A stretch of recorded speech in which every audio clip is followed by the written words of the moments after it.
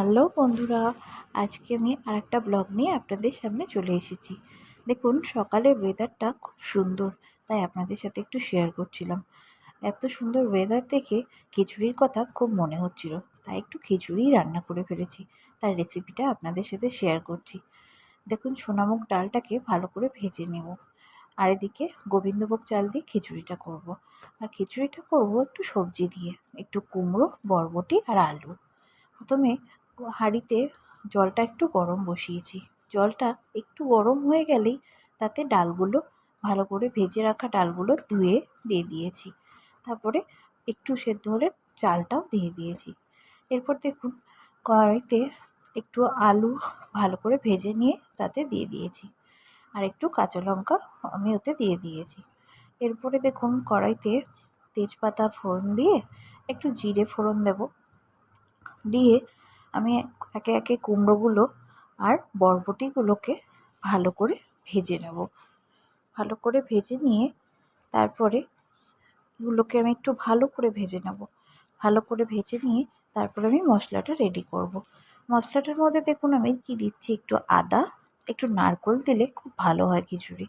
একটু নারকেল আর জিরে আর ধনে এই দেব, দিয়ে আমি মশলাটা করব। দেখুন, আমার মশলাটা রেডি। এরপর মশলাটা আমি কড়াইতে ঢেলে দেবো। মশলাটা আর একটু টমেটো দেবো, দিয়ে মশলাটা ভালো করে কষে নেব। তারপরে দেখুন হলুদ দেব। হলুদটা না আমি মশলাতেই দেবো, খিচুড়ির মধ্যে দিইনি, কারণ কি আগে হলুদ দিলে সেদ্ধটা খুব ভালো হয় না চাল ডালের। তাই আমি মশলাতেই পরিমাণ মতন হলুদ দিয়ে দেবো। এবার দেখুন, মশলাটা আমার কষা হয়ে গেছে, প্রায় রেডি। আমি এবার খিচুড়িতে একটু নুনটা দিয়ে দিলাম। দেওয়া হয়ে গেলে তারপরে আমি এক এক করে আমার মশলাটাকে আমি এতে দিয়ে দেবো।